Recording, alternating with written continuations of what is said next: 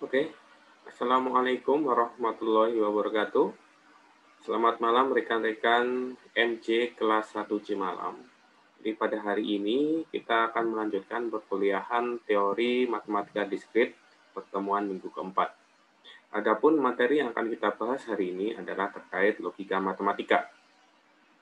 Baik, nanti selama 1 atau 2 sesi ke depan saya akan menjelaskan tentang materi ini. Kemudian jika rekan-rekan sudah mengunjungi atau mendownload atau melihat video pembelajaran ini, silahkan jika ada yang ingin ditanyakan, saya memfasilitasi pertanyaan sampai dengan berakhirnya sesi melalui WhatsApp group. Oke, mungkin saya akan mulai melakukan presentasinya.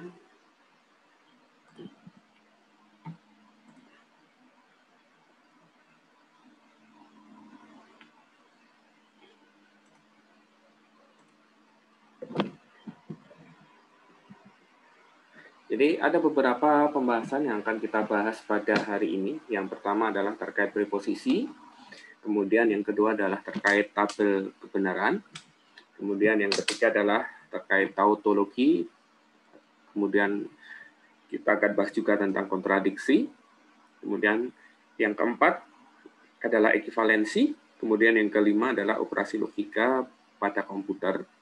Ya, ini juga nanti Anda terapkan ketika implementasi dari matematika diskrit ini Anda terapkan di bidang keahlian Anda di multimedia dan jaringan.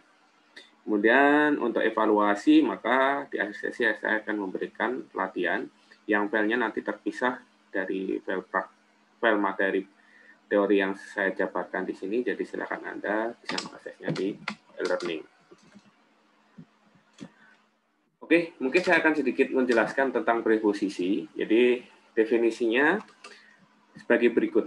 Preposisi adalah kalimat deklaratif yang bernilai benar atau true, atau salah, false, tetapi tidak dapat sekaligus keduanya. Kebenaran atau kesalahan dari sebuah kalimat disebut nilai kebenarannya, truth value.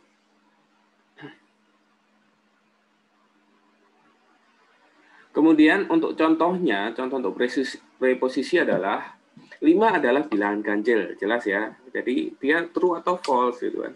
Karena 5 itu memang bilangan ganjil. Kemudian Soekarno adalah Presiden Indonesia yang pertama. Ini merupakan pengetahuan umum ya, bahwa Soekarno itu adalah Presiden RI yang pertama. Kemudian yang bukan termasuk preposisi adalah serahkan uangmu sekarang. Nah, ini kan kita nggak tahu mana nilainya true, mana nilainya false. Kemudian X tambah 3 sama dengan 8. Ini juga nggak jelas juga, karena tidak ada nilai yang true atau false. Kombinasi preposisi. Preposisi baru atau preposisi majemuk dapat dibentuk dengan mengkombinasikan satu atau lebih preposisi. Yang pertama adalah konjungsi. Misalkan, P dan Q adalah preposisi konjungsi P dan Q yang dinyatakan dengan notasi P kemudian V terbalik Q. Adalah preposisi P dan Q. Sedangkan disjungsi ini adalah suatu konjungsi P dan Q dinyatakan dengan notasi P kemudian simbol seperti huruf V Q. Adalah preposisi P atau Q. Nah, ini kemarin kita sudah menjelaskan ya perbedaan fungsi dan atau itu bedanya bagaimana. Kemudian ingkaran. Ingkaran dari P dinyatakan dengan simbol negatif yang berkibar ya, jadi bergelombang. Saya sebut di sini negatif P adalah preposisi bukan P. Jadi ingkaran berarti mengingkari nilai yang benar. Berarti kalau P itu nilai benar, berarti pengingkaran dari kebenaran adalah nilai yang salah dari P itu sendiri. Kemudian implikasi. Implikasi P dan Q dinyatakan dengan notasi P tanda panah ke Q. Adalah preposisi jika P, maka Q. Jika P, maka Q. P tanda panah Q. Kemudian preposisi yang berikutnya adalah bi implikasi. Ini implikasi tapi dua arah. Diimplikasi P dan Q dinyatakan dengan notasi P tanda panah dua arah adalah preposisi P jika dan hanya jika Q. Kemudian yang keenam adalah disjungsi eksklusif atau eksklusif OR, atau biasanya kalau kita mensimbolkannya dengan menggunakan XOR, itu artinya eksklusif OR. Disjungsi eksklusif dari P dan Q dinyatakan dengan P, kemudian tanda plus di dalam suatu lingkaran Q. Jadi P plus lingkaran Q adalah preposisi P atau Q, tapi bukan keduanya.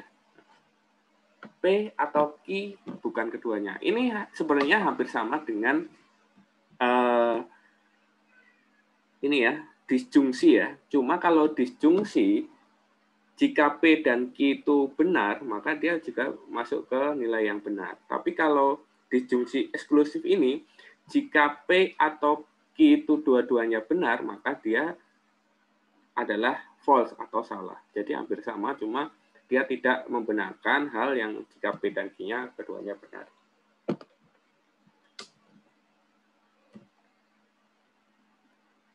Berikutnya kita akan membahas tentang tabel kebenaran. Definisi, misalkan P dan Q adalah preposisi. Konjungsi P dan Q bernilai benar jika P dan Q keduanya benar, selain itu salah. Nah, berarti konjungsi itu kondisinya adalah jika P dan P dan Q itu benar. Contohnya, kriteria seorang mertua. Misalnya, di situ adalah mapan seiman misalnya ya. Kalau misalnya dia mapan tapi tak seiman, berarti dia tidak masuk kriteria. Begitu juga kalau misalnya dia tidak mapan tapi seiman, dia masih masuk kriteria itu ya. Kalau dijungsi, P atau Q bernilai salah jika P dan Q keduanya salah, selain itu benar. Jadi kalau P atau Q itu dia salah kalau kedua-duanya salah. Kalau salah satunya masuk kriteria ya dia masih benar. Misalnya seorang mertua pengen mapan dan seiman. Salah satunya terpenuhi, tapi dia masih masuk kriteria. Oh, mapan aja, masuk. Oh, seiman aja, masuk. Kemudian yang ketiga adalah negasi P, yaitu min P, bernilai benar jika P salah, sebaliknya bernilai salah jika P benar. Lingkaran ya, negasi ya. Kemudian ada implikasi, itu jika P maka Q, dan biimplikasi adalah jika P dan hanya jika Q, dan eksklusif OR atau XOR itu adalah seperti disjungsi, namun dia nilainya salah jika keduanya benar. Nah, ini mungkin secara ilustratif bisa lebih mudah untuk kita melihat menggunakan tabel sebagai berikut. Misalnya untuk yang tabel yang pertama sebelah kiri, saya akan menjelaskan tentang konjungsi. Di sini ada nilai P, nilai Q, kemudian preposisi P dan Q. Preposisi P dan Q, dia akan nilainya true atau benar jika keduanya, baik nilai P dan Q itu sama atau benar. Jika P benar dan Q benar, maka P dan Q-nya benar. Dan nilainya akan salah, false, jika salah satu dari P atau Q atau dua-duanya salah, maka nilainya dari konjungsi P dan Q itu juga akan salah. Jadi syarat dia benar hanya dua-duanya true atau benar. Kalau disjungsi berarti dia fungsinya P atau Q. Nilai disjungsi P dan Q atau P simbol VQ, dia akan bernilai true jika minimal salah satu di antara P dan Q itu nilainya true, maka dia hasil disjungsinya juga true. Misalnya, P-nya true, tapi Q-nya false. Tapi dia masih tetap masuk kategori true, karena P-nya dia true. Begitu juga ketika P itu false, kemudian Q itu true, maka dia nilainya tetap true, karena ada aspek nilai true di preposisi Q. Kemudian negasi, ini lebih simpel lagi. negasi ada kebalikannya. Kalau P-nya itu true, berarti negasinya false. Kalau P-nya itu false, berarti negasi P-nya itu adalah true. Kemudian untuk implikasi, jika P maka Q, maka di sini, jika P true dan Q-nya itu true, maka implikasi P dan Q itu adalah true. Kemudian jika P-nya itu true, kemudian Q-nya itu false, jadi jika P-nya benar, maka Q salah itu false. Kemudian jika P-nya false, kemudian Q-nya true, maka dia true. Dan jika P-nya false, kemudian Q-nya false, dia nilainya true. Jadi untuk implikasi ini, dia akan bernilai false jika nilai P, nah nilai yang preposisi yang pertama itu T atau true, kemudian preposisi yang kedua Q itu adalah false, berarti dia akan menghasilkan nilai yang salah atau false. Kemudian biimplikasi P dan Q, P jika dan hanya jika Q, dia nilainya true. Jika kedua preposisi baik P dan Q itu sama-sama true atau sama-sama false. Selain itu nilainya adalah false. Misalnya jika salah satunya true antara P atau Q, maka dia nilainya akan false.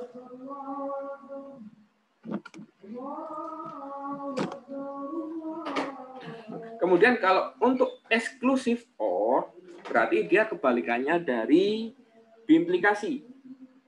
Dan dia hampir sama dengan disjungsi, di mana dia nilainya benar jika salah satu dari P atau Q benar, tapi tidak keduanya. Jadi dia jika salah satunya nilainya true, baik itu P atau dari Q-nya, maka dia nilainya true. Tapi kalau dua-duanya false, apalagi kalau dua-duanya true, maka dia nilainya akan false.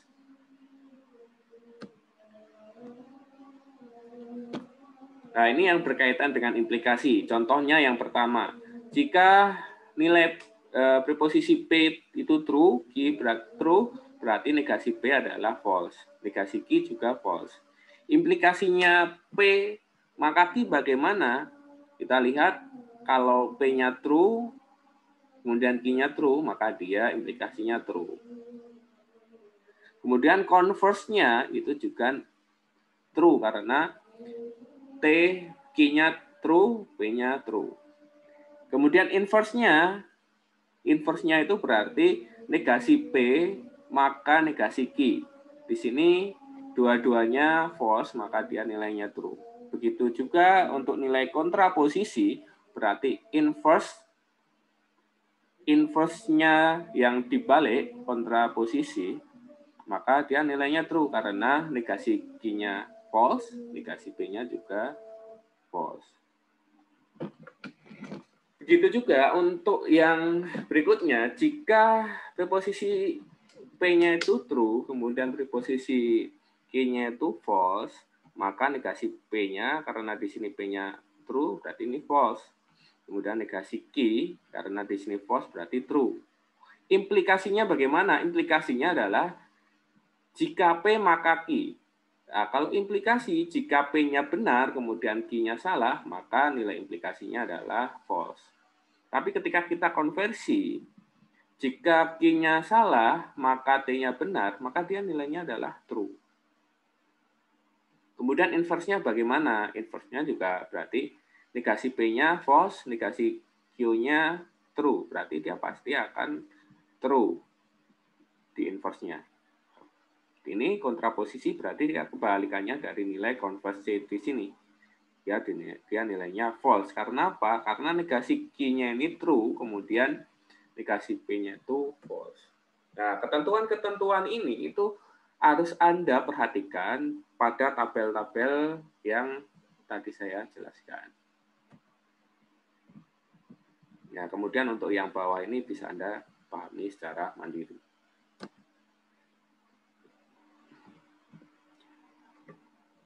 Ini contoh yang pertama. tabel kebenaran preposisi majemuk P atau Q dan negasi P.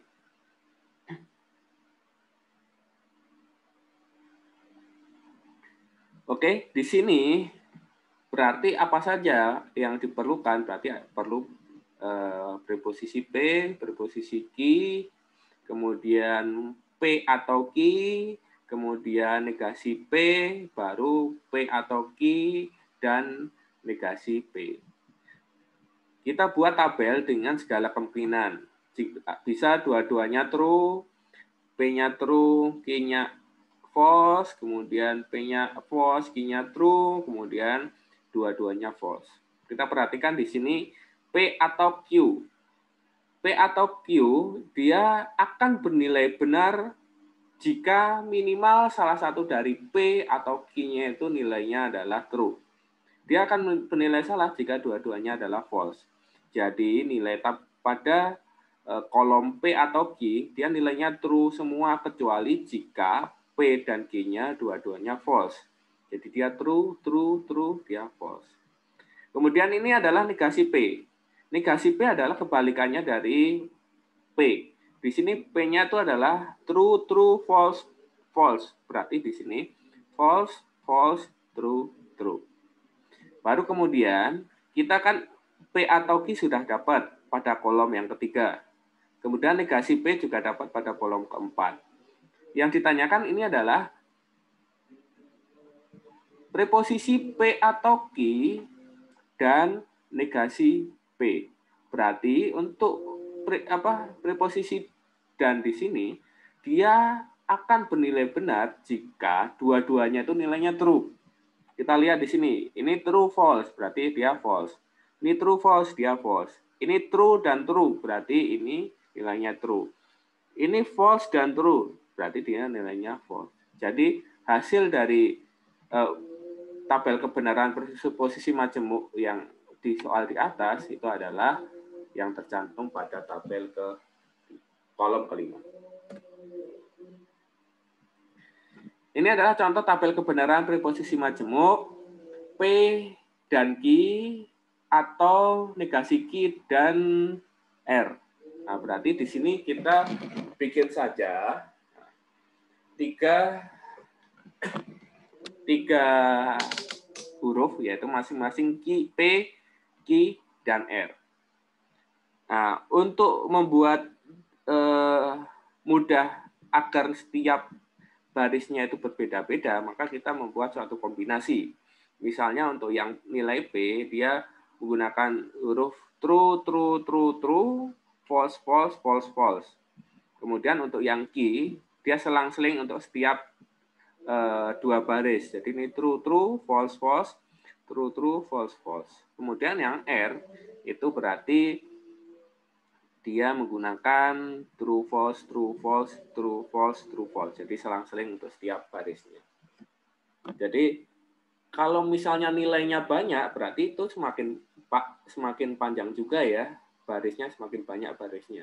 Jadi karena dia ada 3, berarti 2 pangkat 3. 2 pangkat 3 berarti nilainya adalah 8. Jadi ada 8 baris. Kalau nilainya ada 4, berarti ada sejumlah 2 pangkat 4, 16 baris. Kemudian kita lihat yang preposisi pertama adalah P dan Q. P dan Q berarti dia hanya bernilai benar jika dua-duanya itu adalah bernilai benar. Jadi yang bernilai benar itu adalah baris pertama, baris kedua, ya, baris pertama dan berdua dia true, selainnya adalah false. Kemudian negasi Q adalah kebalikan dari nilai Q. Jadi kalau yang Q-nya itu dia true, maka negasinya false. Begitu juga kalau Q-nya itu false, berarti negasinya adalah true. Kemudian di sini negasi Q dan R. Preposisi dan berarti dia bernilai true jika dua-duanya adalah true. Dia bernilai true jika nilai negasi Q dan nilai negasi R itu masing-masing itu bernilai true. Berarti di sini kita lihat yang preposisi P dan Q dan negasi Q. Di sini true false berarti salah semua kecuali Oh, maaf. Mana ini? Negasi key dan R ya. False, true, false, false, true, true. Berarti dia nilainya true. Yang baris ketiga. Kemudian baris ke-7 juga dia nilainya true karena duanya true. Baru kita hubungkan antara preposisi P dan Q dengan preposisi atau preposisi Q dan R. Jadi untuk membuat tabel kebenaran preposisi majemuk P dan Q atau negasi Q dan R, nah, jadi ini atau ini, maka ketentuan preposisi atau dia nilainya benar jika salah satunya itu nilainya true. Nah, jadi kita lihat ini P dan Q dan negasi Q dan R. Jadi dia nilainya true jika salah satu nilainya dari dua preposisi ini adalah true. Di sini true, di sini false, berarti nilainya yang di preposisi majemuknya adalah true. Di sini true, di sini false, ini true, kemudian berikutnya true. Dia dua-duanya false, kalau dua-duanya false berarti dia nilainya false. Dia salah satunya true, nilainya true. Dua-duanya false, maka nilainya adalah false.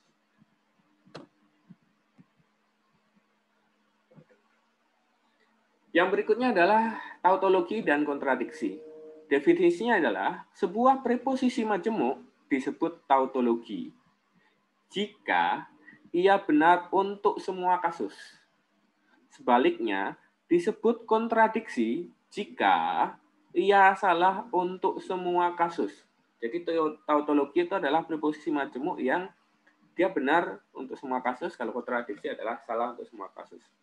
Contohnya, buktikan P atau negasi dari P dan Q adalah tautologi dan P dan Q dan negasi dari P atau Q adalah kontradiksi. Nah, ini harus kita buat tabel kebenaran seperti ini. Contohnya, nah ini tidak perlu saya jelaskan lagi untuk menentukan ini. Nah, dia nilainya tautologi jika preposisi majemuk yang dihasilkan itu nilainya true semua. Kemudian dia masuk ke kategori kontradiksi jika hasil dari preposisi majemuknya itu nilainya adalah E semua.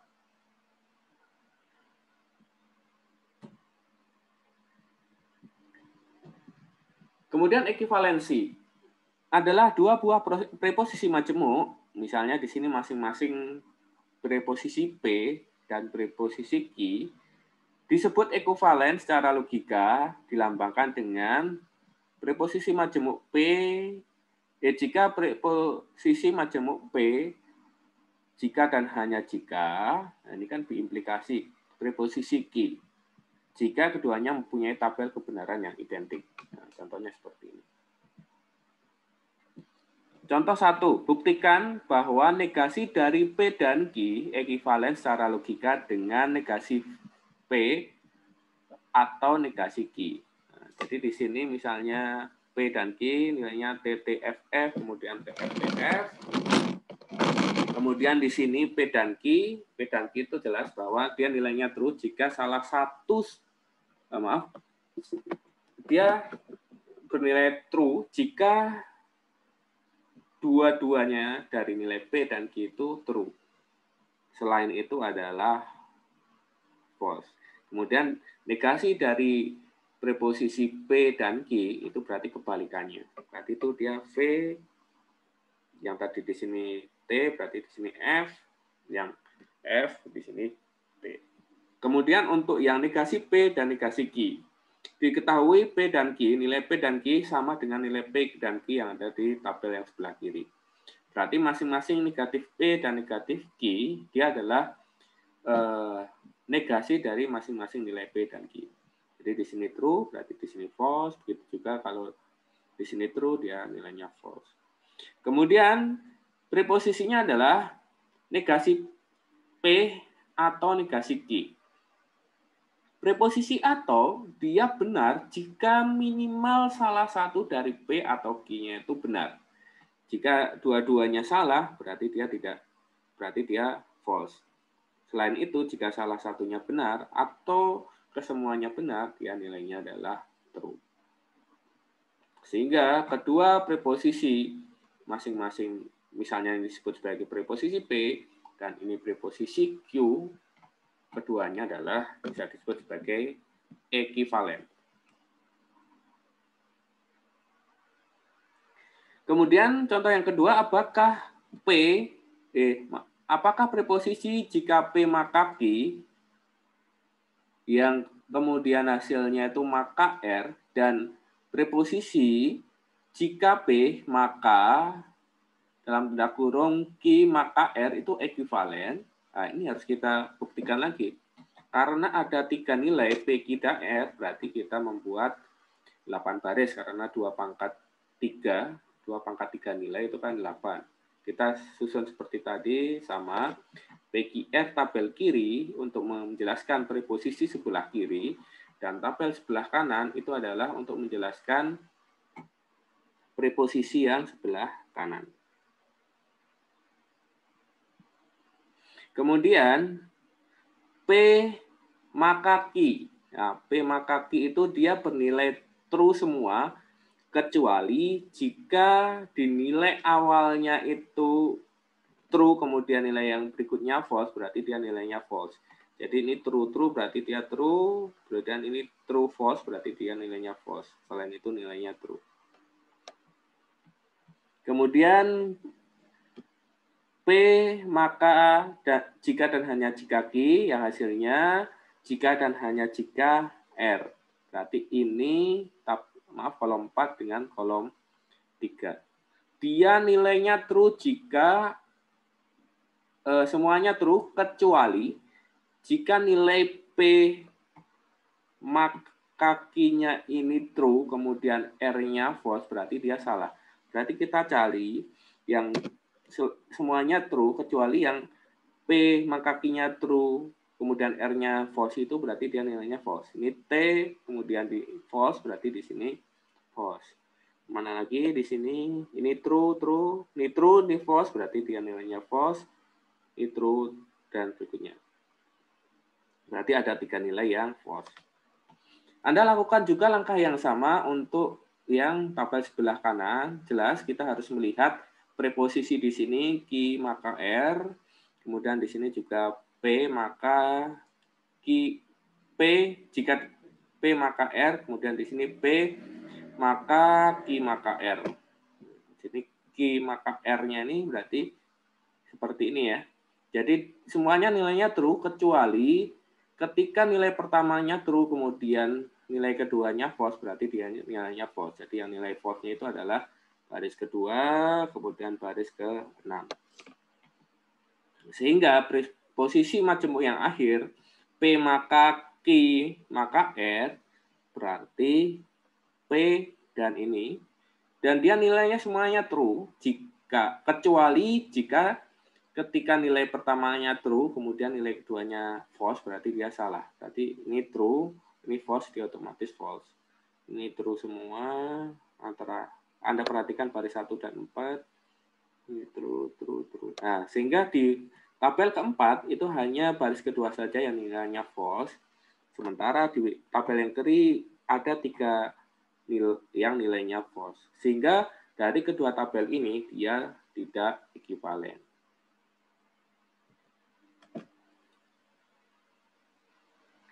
Kemudian ini adalah operasi logika pada komputer menggunakan operasi Boolean. Operasi Boolean dinyatakan dalam ekspresi logika. Operator Boolean yang digunakan adalah AND, OR, XOR, dan NOT. Ekspresi tersebut hanya menghasilkan satu dari 2 nilai, true atau false. Misalkan X1, X2, X3, dan X4 adalah peubah Boolean dalam bahasa Pascal, maka X1 and X2, X1 or not X2 and X3, yang bersesuaian dengan ekspresi logika sebagai berikut. X1 and X2 berarti X1, kemudian di situ ada konjungsi X2. Kemudian kalau X1 OR berarti atau ya, kalau OR ya, berarti di situ X1, kemudian disjungsi. Nah, di situ ada simbol V terbalik. Kemudian not. Kalau not berarti dia negasi. Dia simbolnya negatif bergelombang. Kemudian X2 and X3 berarti di situ X2 ada konjungsi lagi di situ dalam simbol V terbalik dan X3. Operasi logika pada komputer yang kedua adalah operasi bit. Komputer merepresentasikan informasi dengan menggunakan bit. Sebuah bit hanya mempunyai dua nilai, yaitu 1 dan 0, di mana 1 untuk merepresentasikan true dan 0 untuk merepresentasikan nilai false. Maka operasi bit berikut, negasi 0, 1 dan 0, 0 atau 0, 1 XOR 0 yang bersesuaian dengan ekspresi logika, berarti negasi false. Berarti kalau negasi 0 itu berarti negasi false. 1 dan 0 itu true dan false. 0 atau 0 berarti false atau false. Kemudian 1 XOR 0 itu berarti true XOR false.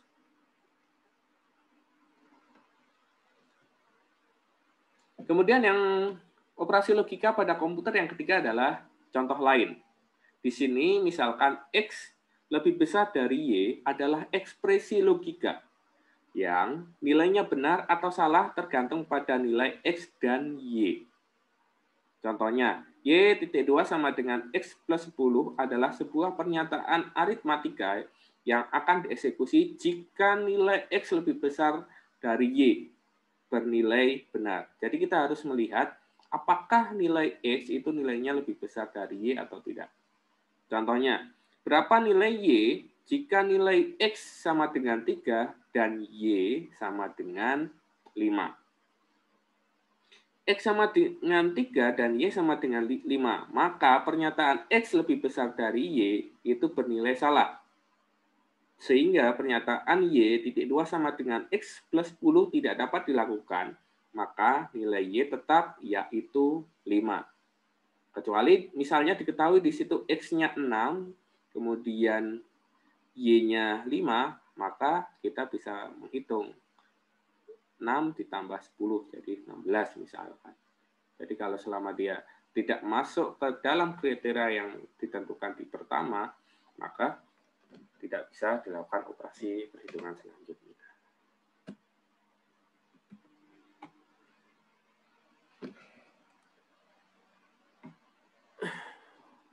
Oke, mungkin itu saja materi dari logika matematika yang bisa saya sampaikan.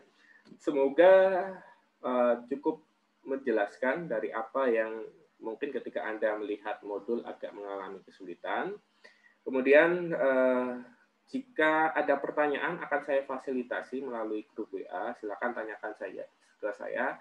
Jangan segan karena ada latihan yang harus Anda kerjakan dan itu harus Anda selesaikan dan dikumpulkan pada folder learning yang sudah saya sediakan.